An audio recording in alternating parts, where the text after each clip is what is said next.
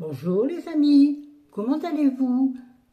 Nous sommes vendredi 15 août, oui, ça fait quelques jours que je n'ai pas fait de vidéo, mais celles qui me suivent régulièrement savent le pourquoi du comment, hein. La vie est compliquée en ce moment, le quotidien, comment dirais-je, n'est pas facile.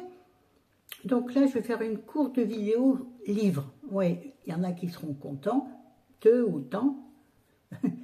Content ou contente, je dis, alors j'ai les cheveux propres, mais vu la chaleur, je les mouille toute la journée, donc là, ils sont mouillés, d'où cette tête d'œuf. Il fait trop chaud dans la chambre, c'est épouvantable, avec un espèce de spot là, un truc qui fait la lumière. Oui, vous avez vu, ça va pas très bien, avec la robe, mais on s'en fout, hein, mais je suis déjà lassée. Ça va bien que la chambre. Donc, je viens vous causer d'un livre de Cathy Bonidan, que je ne connaissais pas, un choix de ma bibliothécaire habituelle, qui me les livre à la maison. Oui, qui me les apporte. J'en ai déjà parlé dans plusieurs vidéos, livres, du pourquoi, du comment et comment ça se passe. Le titre, c'est « Où la vie nous conduira ». Je vous le montre, mais de toute façon, vous le verrez à l'envers. Hein. Ça, c'est pas encore réglé. Attendez, j'ai un nouveau micro. Mais je vois pas que ça clignote pas.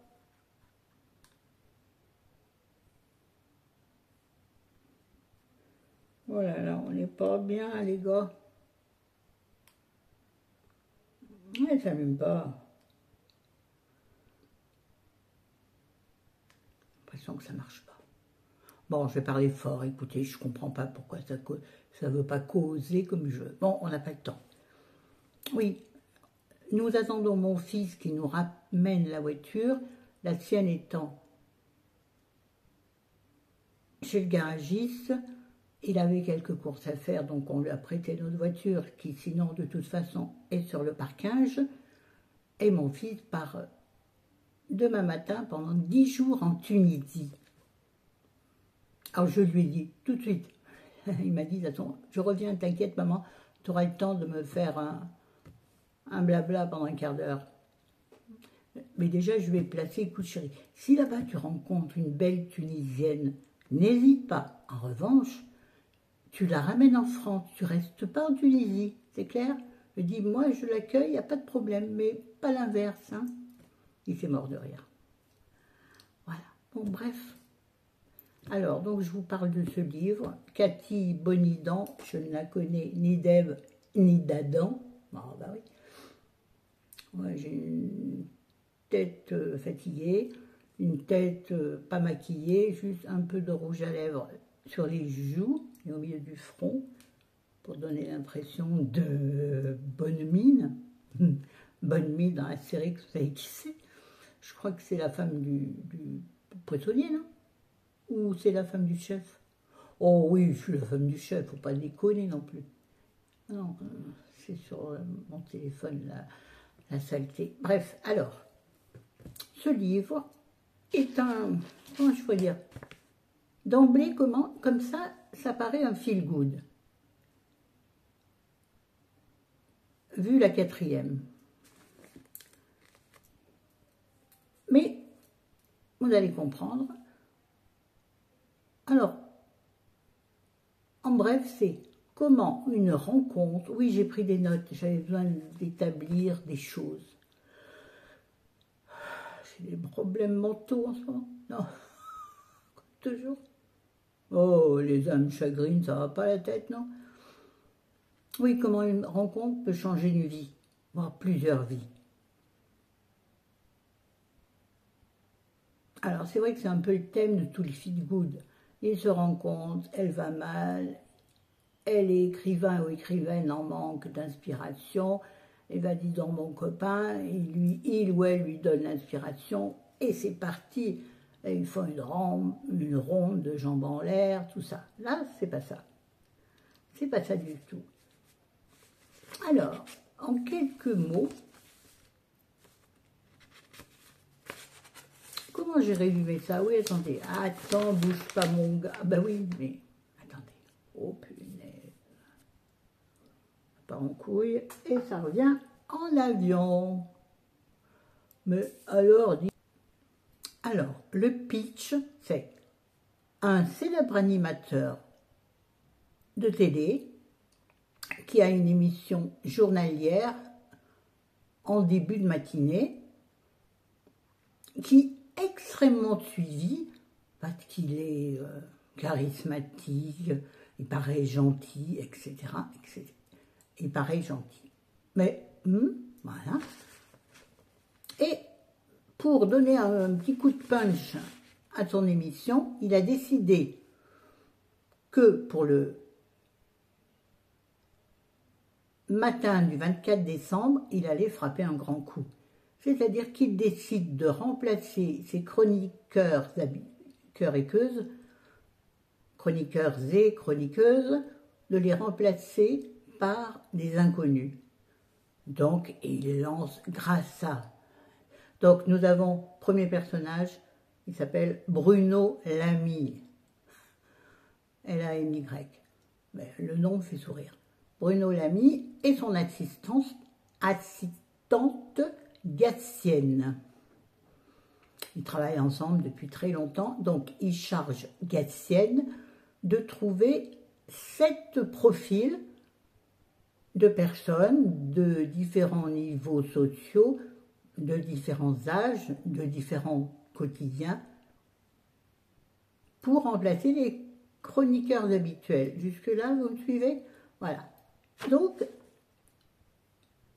bien entendu, avant le direct du 24 au matin, il va y avoir des révisions, j'allais dire non, des répétitions, bien sûr, mais bon, c'est un détail dans le livre, enfin, c'est un détail, mais dans le sens où ces gens vont se rencontrer régulièrement. Alors, très important que je vous présente les gens, parce que ça va vous placer le pourquoi j'ai aimé. Oh, ben je l'ai dit. Oh, ben je l'ai dit. J'ai mis du temps à rentrer dans le livre, parce que justement, ça me paraissait un peu trop. Les premières lignes me disaient, oh là là, c'est du, oh, ça va mal, mais tout ira bien. Et j'avais pas la tête à ça.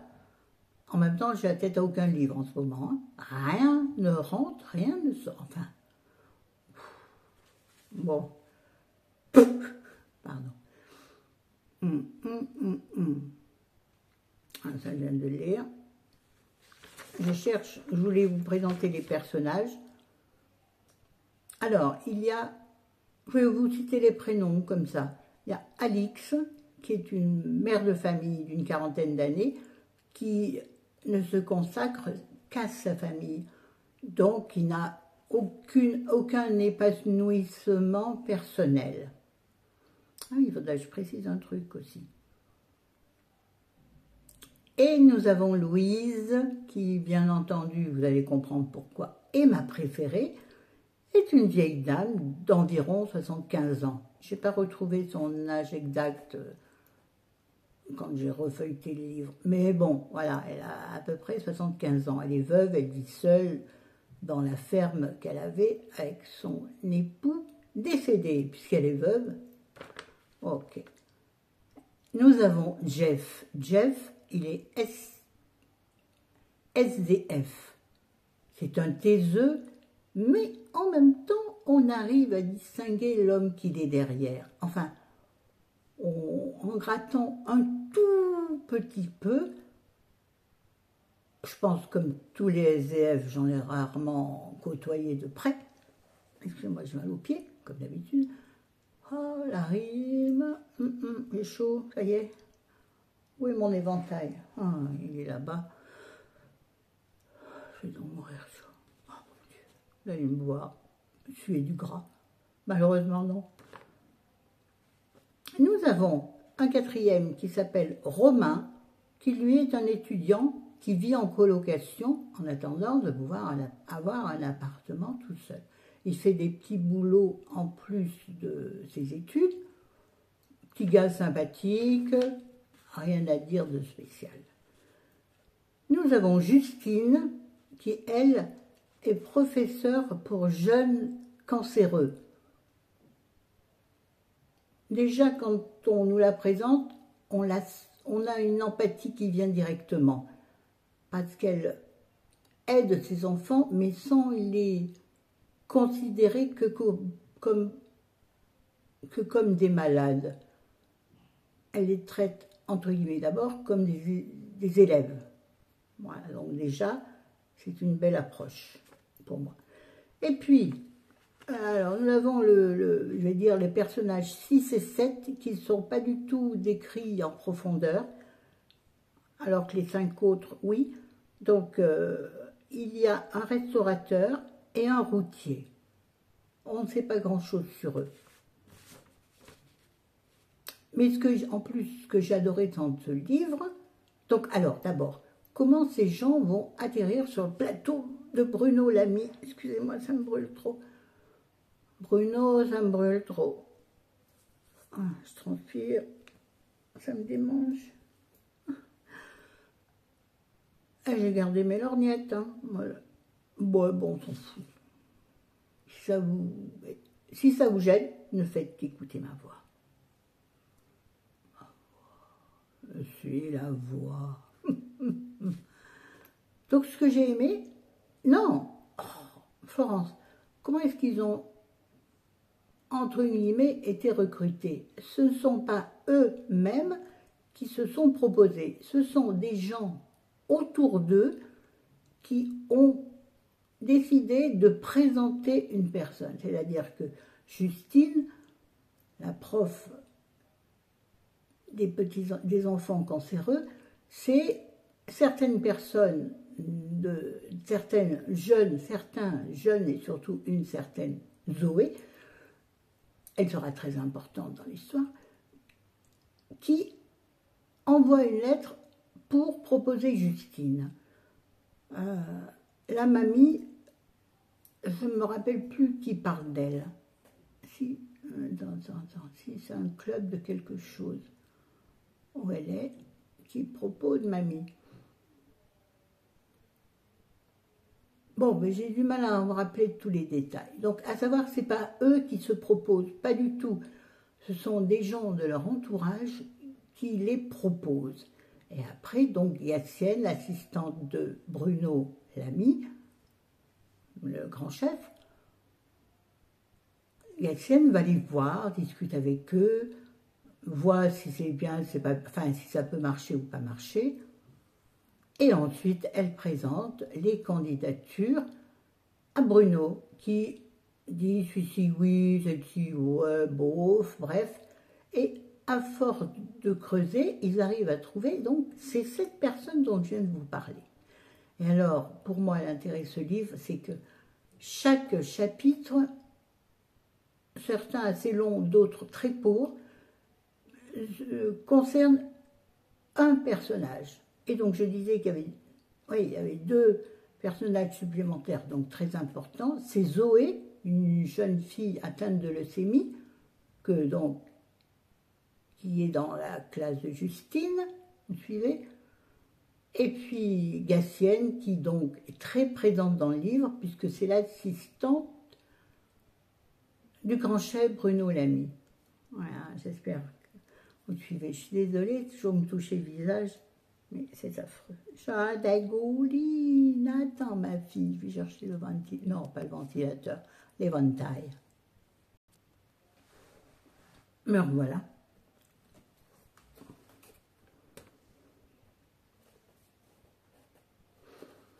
Donc, je vous ai posé le sujet. Eh bien, au fur et à mesure, une fois, on va dire, un cinquième du livre lu, c'est-à-dire que quand j'ai mieux capté le rythme de l'histoire et mieux capté le pourquoi du comment, et plus je me suis attachée au personnage, plus je suis rentrée dans le livre et plus je l'ai aimé. Voilà. Et l'intérêt, c'est de comprendre, enfin, de se rendre compte que la rencontre de l'autre se fait de façon, surtout de façon grâce au cœur et au cerveau, enfin surtout au cœur. On fonctionne, enfin en tout cas moi je fonctionne beaucoup au cœur. Malheureusement, c'est ça qui attire parfois des mauvais trucs. Parce que tu y crois. Ah ouais, c'est con des fois d'y croire. Mais c'est bien aussi des fois d'y croire, parce que peut-être que tu ne te trompes pas toujours. Et donc là, les gens, au fur et à mesure des répétitions avant le grand direct, les gens arrivent à creuser un peu, à sentir qui est qui a quoi, où est-ce que ça coince chez telle personne, ou quelle est la faille, quelle est la blessure, l'écorchure, parfois c'est rien, parfois c'est très puissant, très profond. Et moi, ça, j'ai aimé. J'ai aimé en fait, ce que j'ai aimé, c'est la connexion entre les gens, d'âge et de milieux différents. Je veux dire, il n'y a plus de milieu, il n'y a plus d'âge, il n'y a plus rien. Ce ne sont plus que des êtres humains, et ça, j'ai aimé. Donc, au bout du compte, j'ai adoré ce livre, vraiment. Et puis, la fin m'a émue, On va dire que le dernier cinquième, non, le dernier tiers, ouais, m'a complètement bouleversée. Parce que c'est pas gnangnan, voyez? C'est pas le truc, ils se rencontrent, ils s'aiment, ils s'embrassent, mais ils osent pas. Oh, puis tout d'un coup, un jour de grand vent, ils sautent dans les bras, poussés par une rafale l'un vers l'autre. Non, c'est vraiment...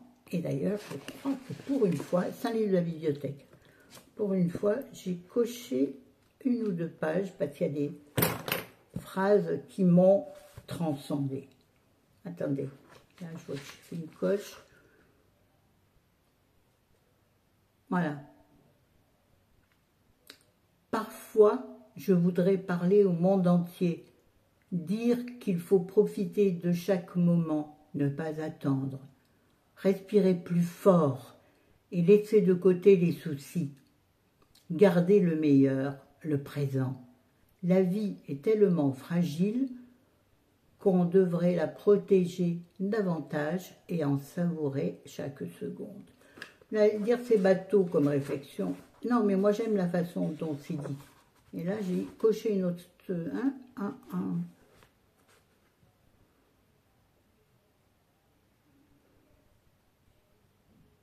Alors là, c'est pareil, ça parle de petit bonheur.